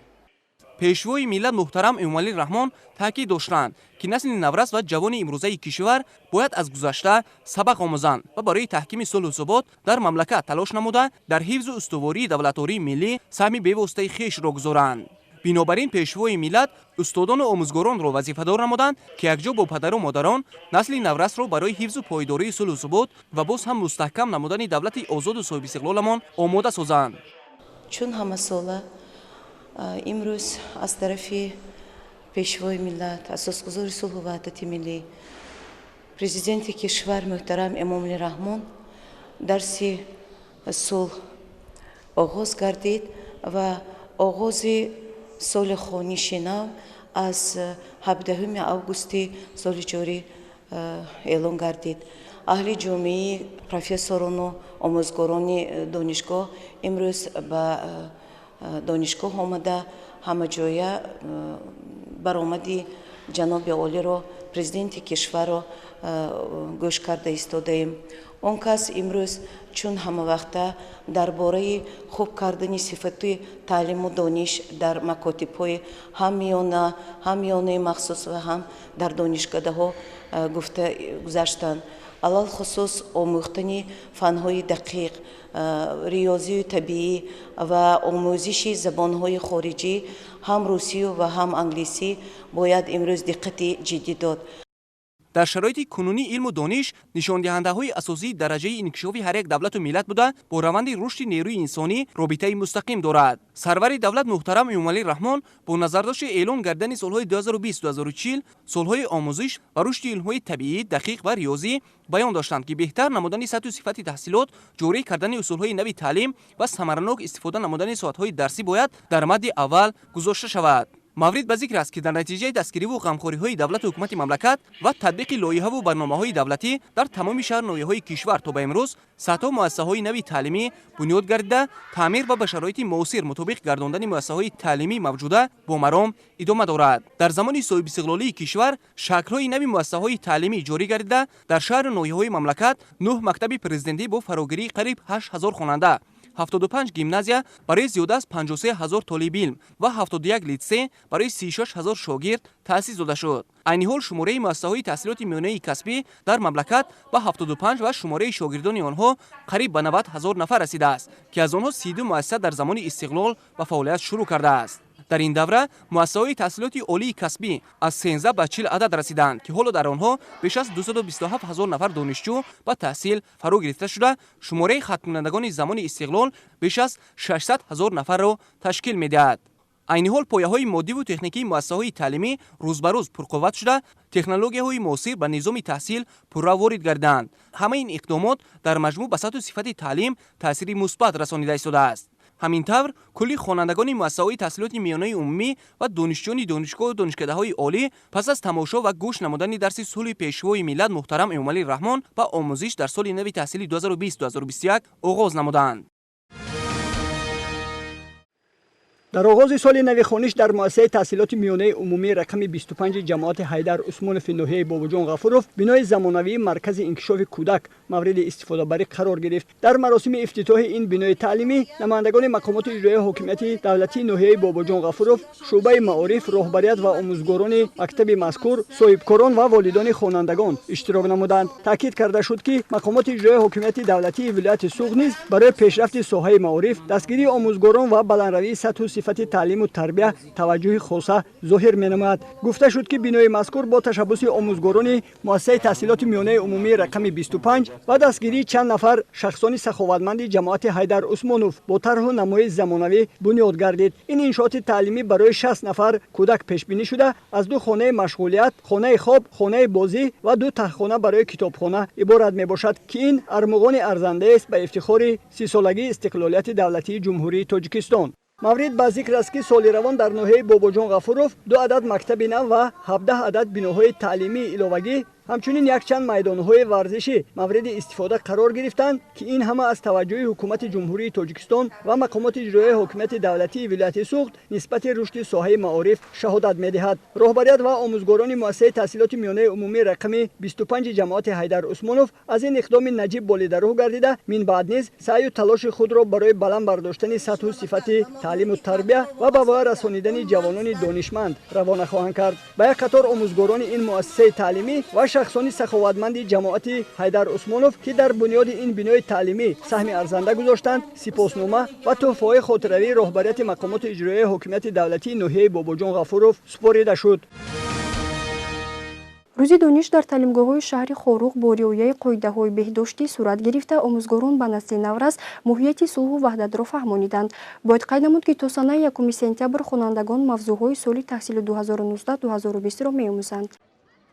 соли равон оғози соли нави хониш аз солҳои пешин бо пеш аз муҳлат оғоз гардиданаш тафовут дорад. ин пеш аз ҳама дар муассисаҳои таҳсилоти миёнаи умумӣ ва олӣ ба риояи гигиенаи санитарӣ диққати махсус равона гардида, дар мактаби президентии шаҳри Хоруғ низ ин қоидаҳо хеле хуб риоя гардиданд. толибилмон бо истифода аз ниқобҳо ба дарс ҳозир шуда, дар васфи ваҳдату сулҳ ва калимаҳои аҳаммаънои ин вожа шеъру суханрониҳоро қироат намуданд. барои толибилмоне, ки нахустин маротиба ба остонаи боргоҳи маърифат қадам ниҳоданд, аз ҷониби омӯзгорон бо самимияти хоса дарси сулҳ ташкил карда шуд. дӯстроякон низ дар навбати худ дар васфи модар ватан шеърҳоро қироат намуданд. хонандагони синфҳои болоӣ бошад, бо омӯзгорони мактаби президентӣ аз суханронии асосгузори сулҳу ваҳдати миллӣ пешвои миллат президенти ҷумҳурии Тоҷикистон муҳтарам Эмомалӣ Раҳмон тариқи оинаи нилгун тамошо намуданд. пешвои миллат муҳтарам Эмомалӣ Раҳмон дар суханронии худ ба як қатор соҳибкороне, ки дар дастгирии соҳаи маориф саҳми назаррас дошта, муассисаҳои таълимиро барои сокинони кишвар махсусан толибилмон бунёд намуданд, изҳори сипос намуда, ин хизматҳои онҳоро намунаи ибрат донист. ҳамчунин таъкид намуд, ки дар баробари беҳбудӣ дар соҳаи маориф мушкилиҳо ҳоло ҳам ба назар расида, фаъолияти омӯзгорони ғайриихтисос дар мактабҳо, норасоии китобҳои таълимӣ, набудани озмоишгоҳҳо барои дарсҳои таҷрибавӣ аз ҷумлаи ин камбудиҳо мебошанд. супориш дода шуд, ки ҳамкориҳои соҳаи маориф бо ширкатҳои хусусӣ ба роҳ монда шуда, кафедраҳои тахассусӣ барои таҷрибаомӯзӣ зиёдтар ташкил карда шуда, сатҳу صفت کتاب‌های تعلیمی نیز بلند برداشته شود. باعث ذکر است که توجه پیشوای معظم ملت محترم امام علی رحمان به ساحه معارف مخصوص ظاهر گردیده سال از سال بهبودی در این سمت خیلی خوب به نظر می‌رسد. اطمینان می‌رود که آغاز سال خوانش با شرکت پیشوای معظم ملت محترم امام علی رحمان بهر رشد ساحه و بلند برداشتن سطح و صفت تعلیم و تدریس زمینه استوار می‌گذارد.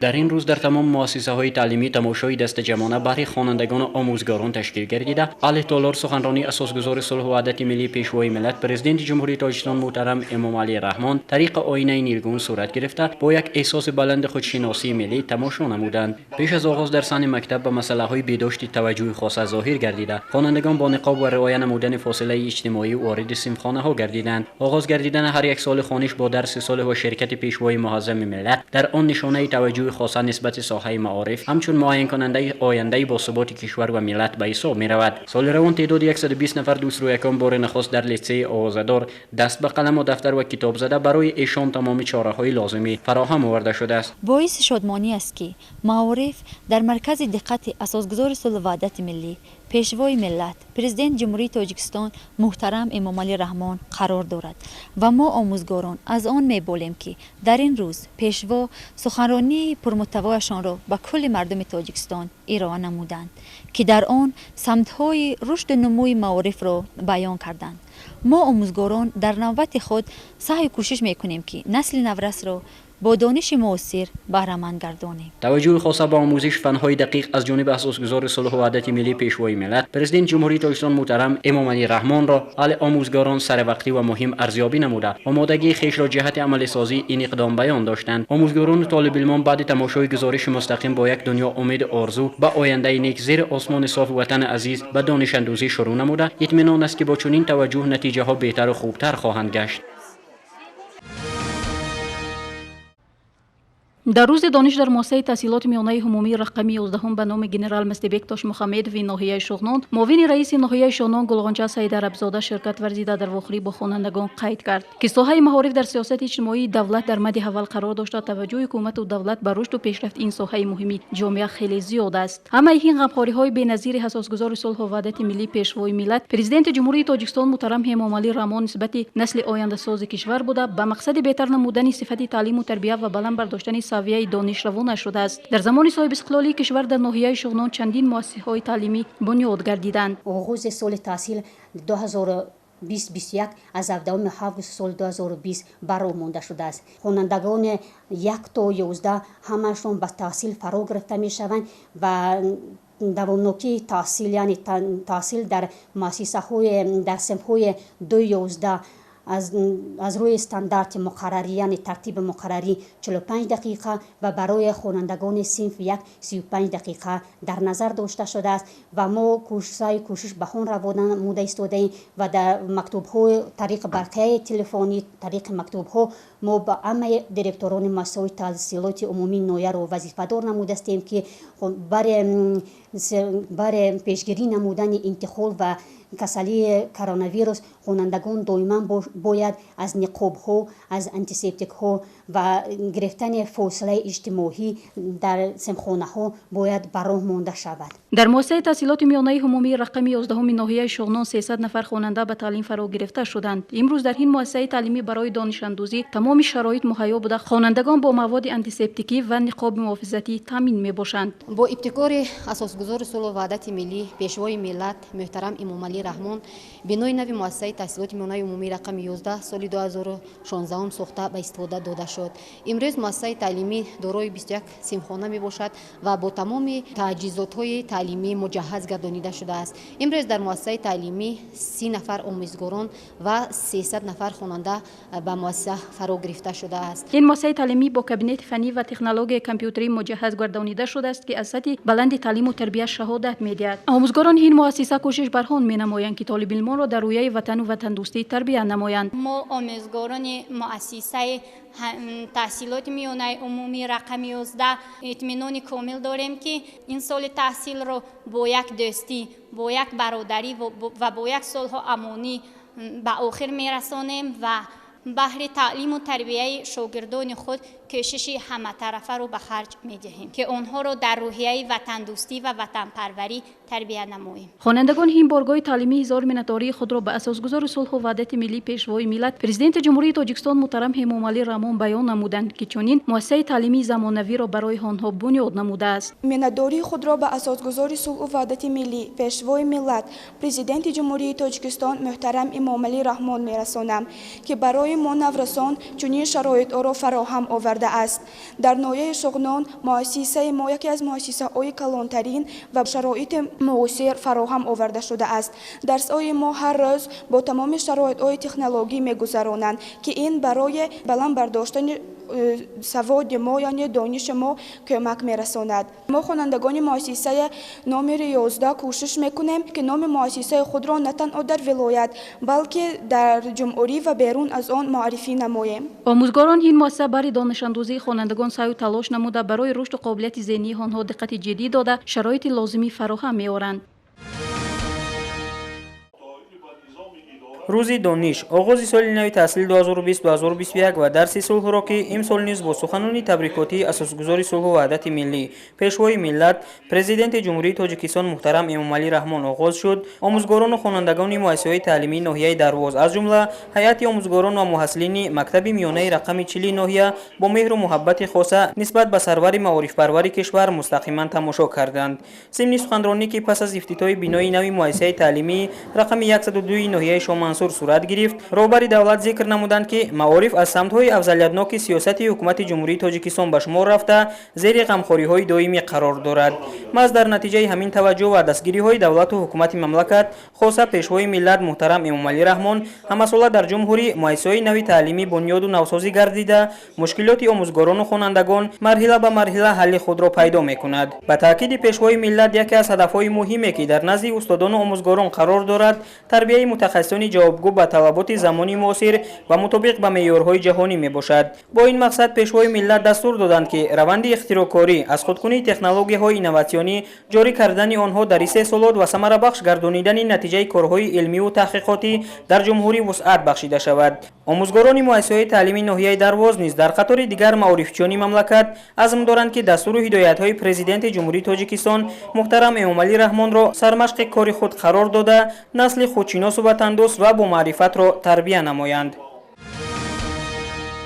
بینندگان عزیز، این بود خبرهای روز که منظورتان گردانیدیم. شما میتوانید دیگر برنامه‌های جالب و دیدنی را از سامانه تلویزیونی بهارستان www.tvb.tj دسترس نمایید.